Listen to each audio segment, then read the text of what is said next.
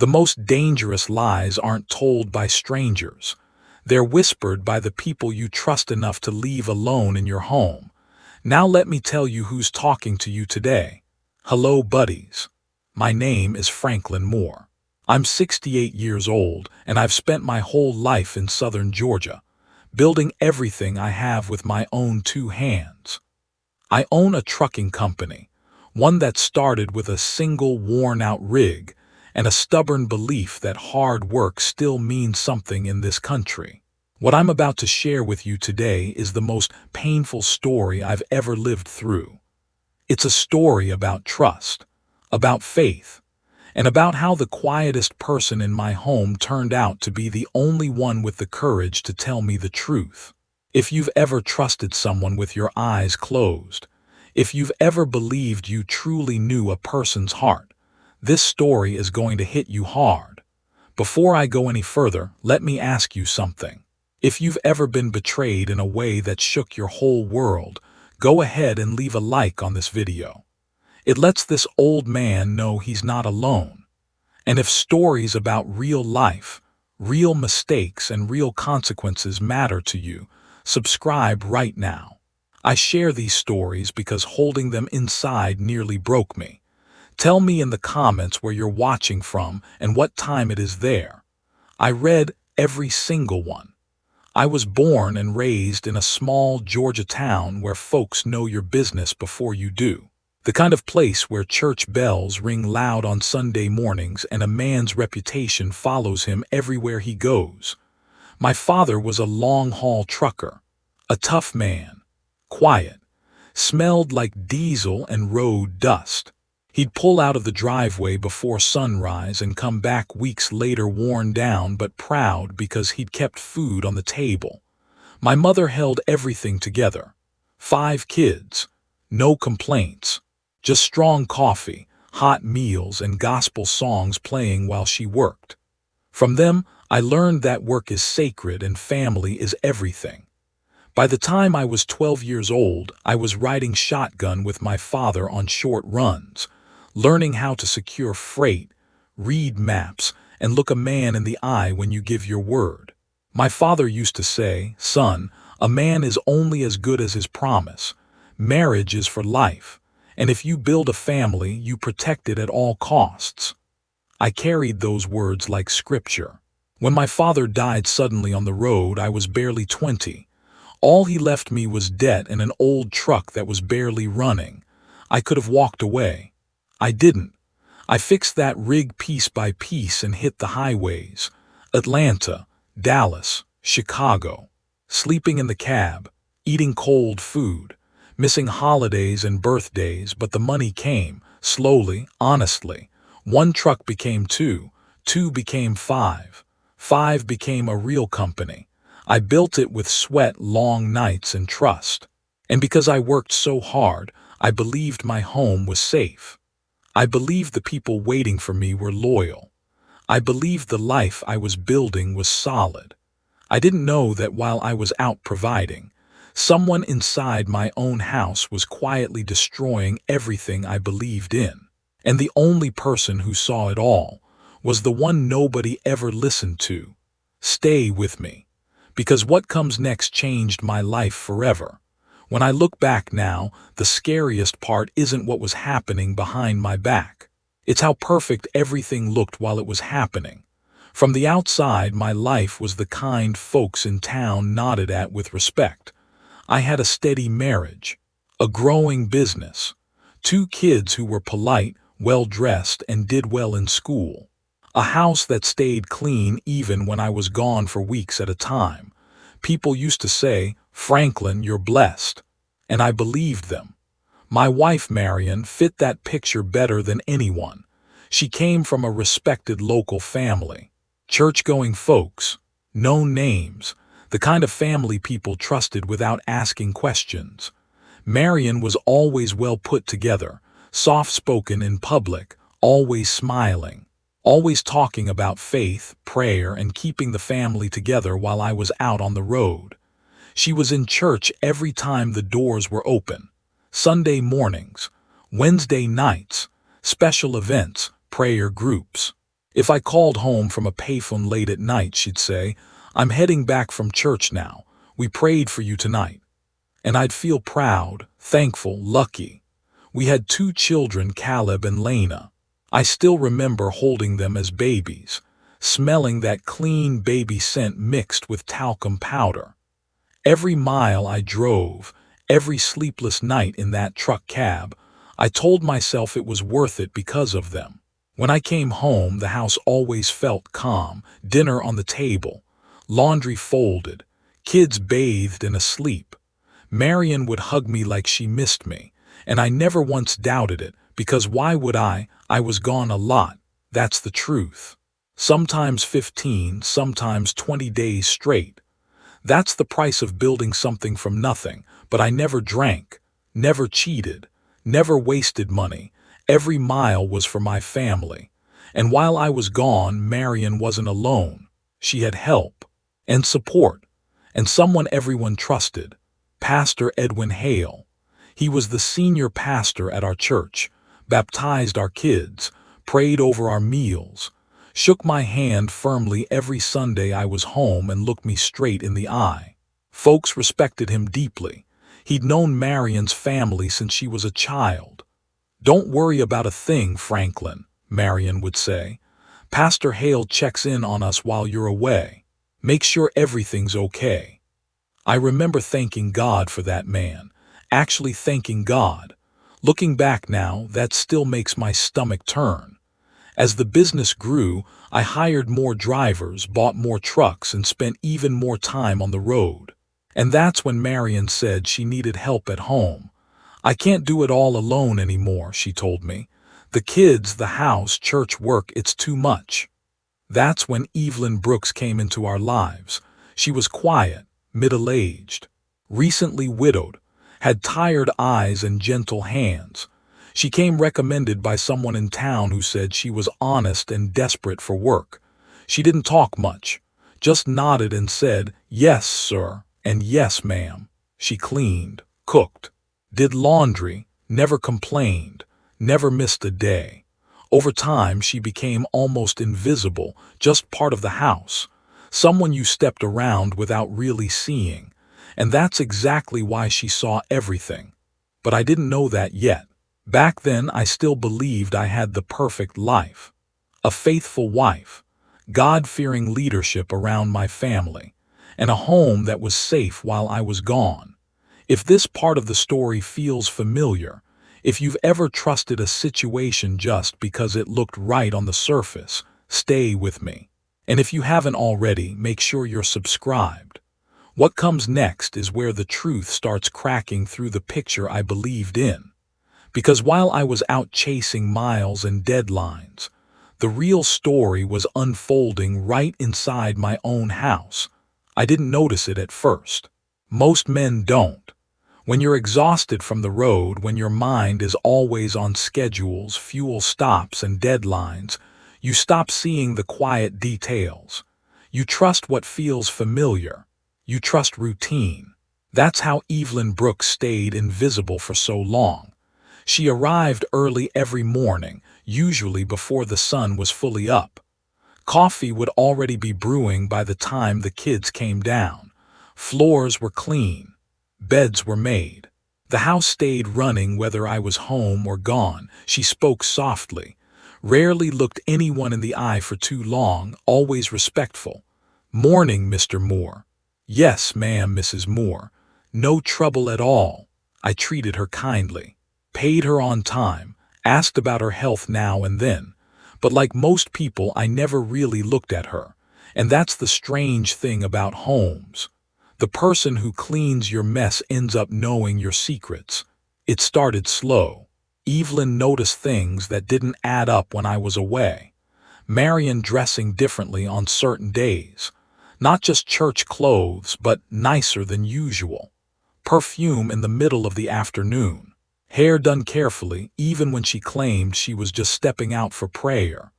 Sometimes she wouldn't come home until late, real late. When Evelyn asked, Marion would smile and say, "Church ran long," or "We had counseling sessions," or "Pastor Hale needed help preparing for Sunday." always church. Always faith. Always God used as a cover.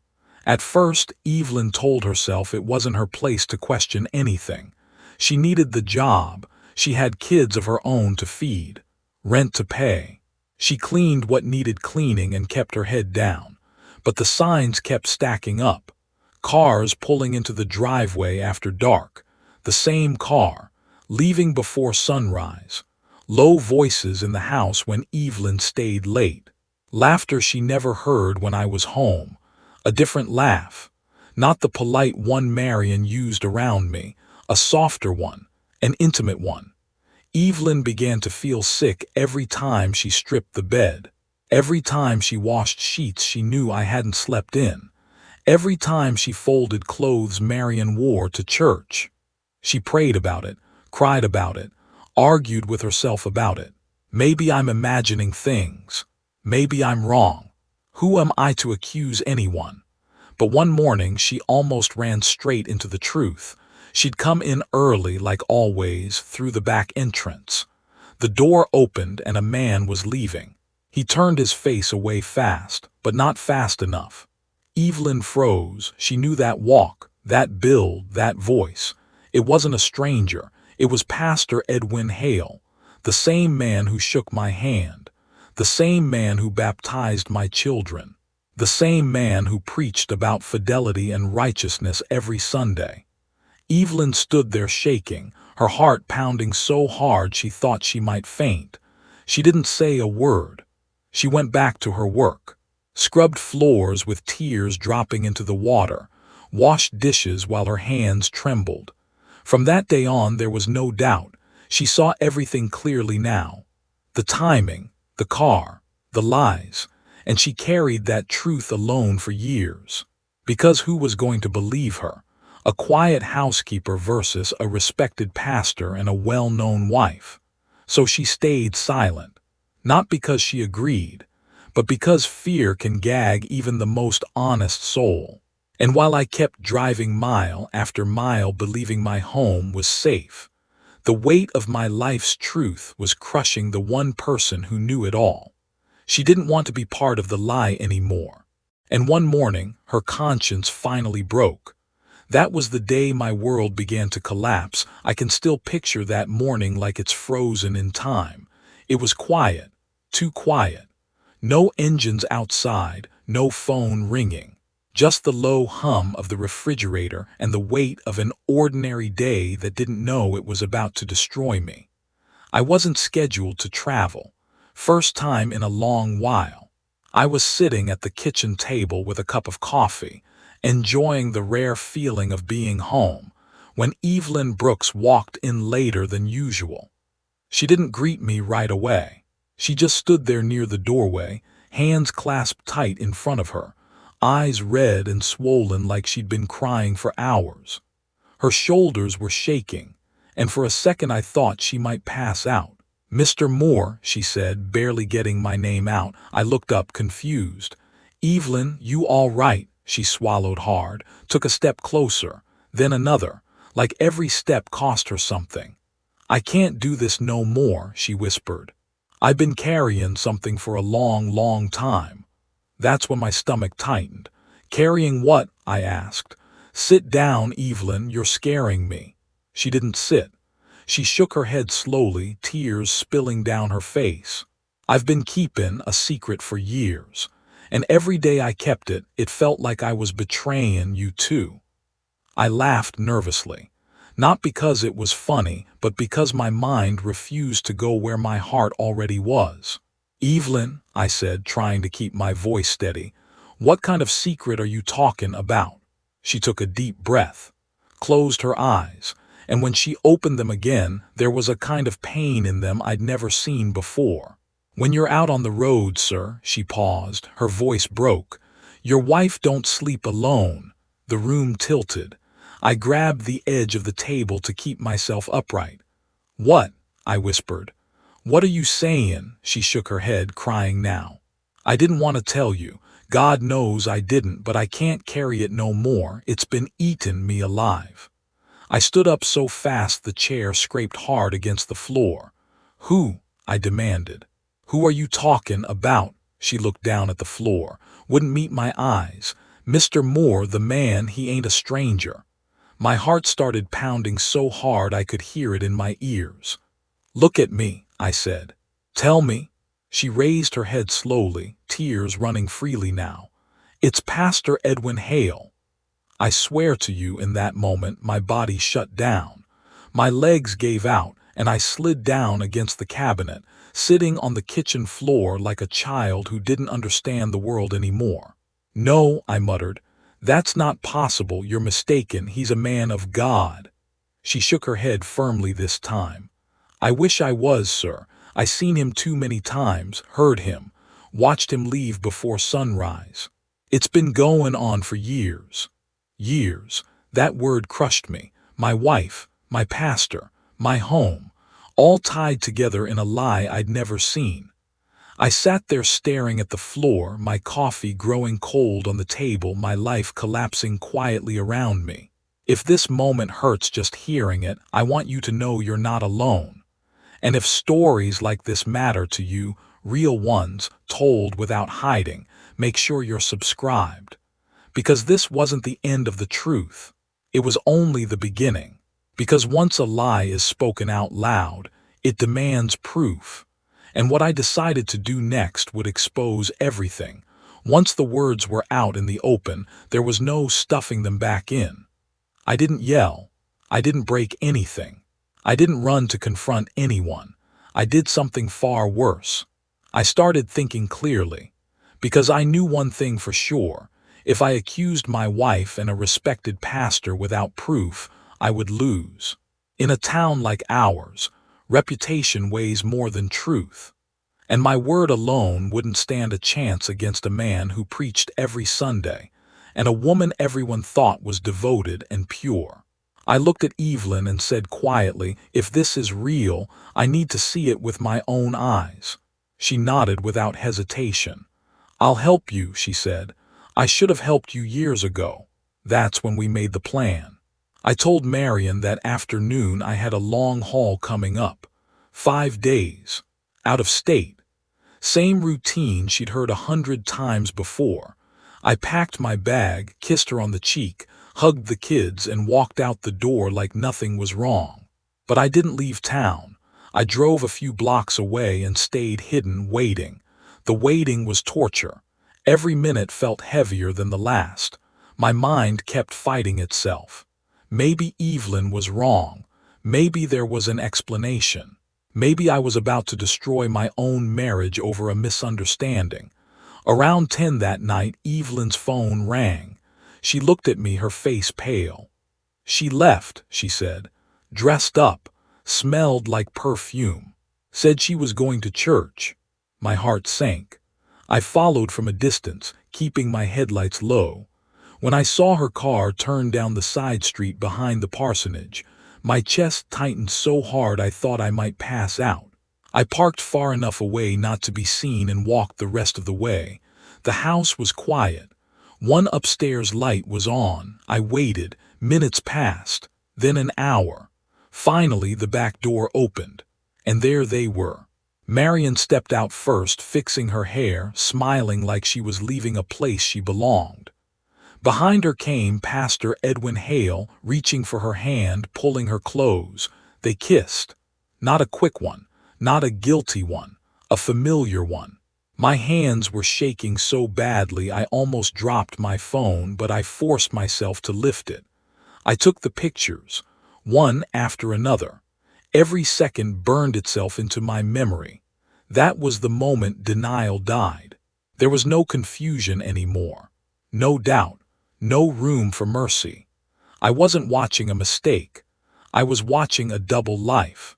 When she finally drove away and the house went dark again, I stood there alone, feeling something inside me break clean in half. I didn't cry, I felt empty. And I knew then this wasn't going to stay hidden. Not in my house, not in my town, not anymore. Because the truth had teeth now. And I was done protecting the people who destroyed me.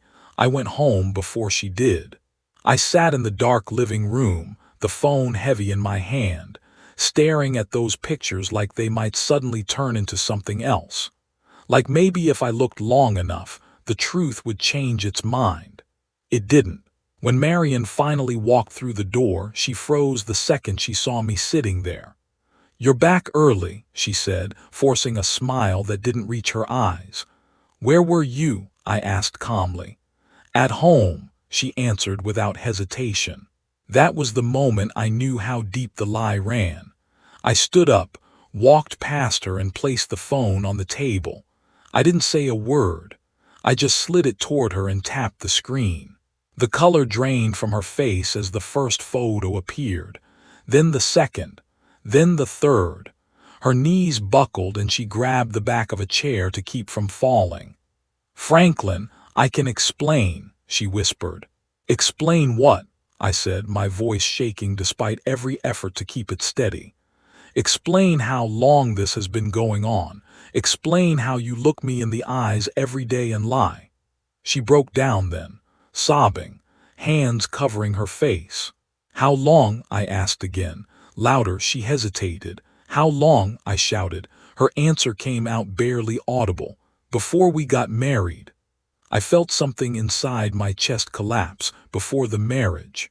That meant everything I'd built, every mile, every sacrifice started with a lie. Then the thought hit me like a freight train. The kids. I swallowed hard. "Are Caleb and Lena mine?" She looked up at me, eyes wild. "Of course they are." But there was doubt in her voice, and doubt was enough. "We're doing DNA tests," I said flatly. "All of us." She begged, she pleaded, she cried. But the truth doesn't bend to tears. The waiting was unbearable. Days felt like weeks. Every time I looked at Caleb and Lena, my heart ached. I loved them. I still do. But love doesn't erase questions once they exist. When the results finally came in, I opened the envelope alone. Both results said the same thing. 0%. Not one of them was biologically mine. I sat in my truck in the parking lot and cried harder than I ever had in my life. Not because they weren't my blood, but because my entire past had been stolen from me without my consent. I went home and told them the truth. They were devastated, angry, confused. But then Caleb looked at me and said something I'll carry to my grave. "You raised us. That makes you our father." And in that moment I realized something powerful. Blood can lie. Love doesn't, but the people who caused this destruction. They were going to face what they'd done, because I wasn't finished yet. And what I did next, the whole town would hear about it. Sunday morning came faster than I was ready for. The church was packed, families in their best clothes, smiles, handshakes, hymns filling the air. Everything looked holy on the surface, just like it always had.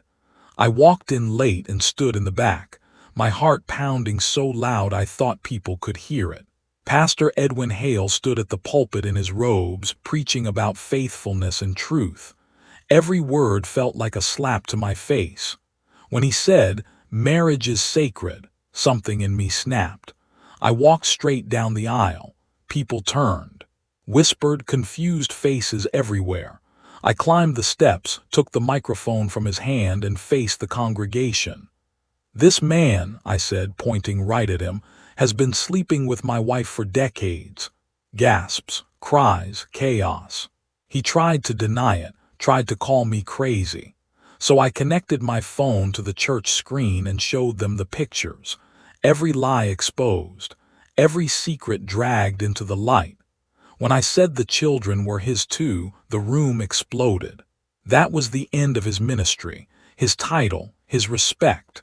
I walked out lighter than I'd felt in years. The divorce was quick. Fraud leaves no room for arguments. I kept what I built.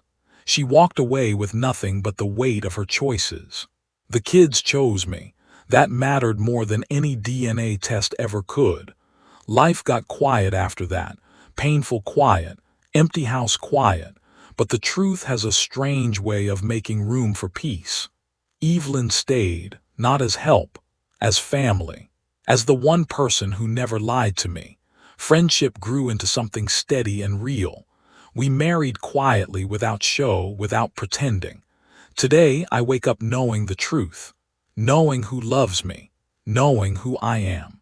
If this story meant something to you, if you've ever been betrayed or had to start over, leave a like so I know I'm not alone. Subscribe, because I still have stories to tell. And tell me in the comments where you're watching from and what time it is there. I learned this the hard way. Titles don't make character. Blood doesn't make family. And the truth, no matter how painful, will always set you free.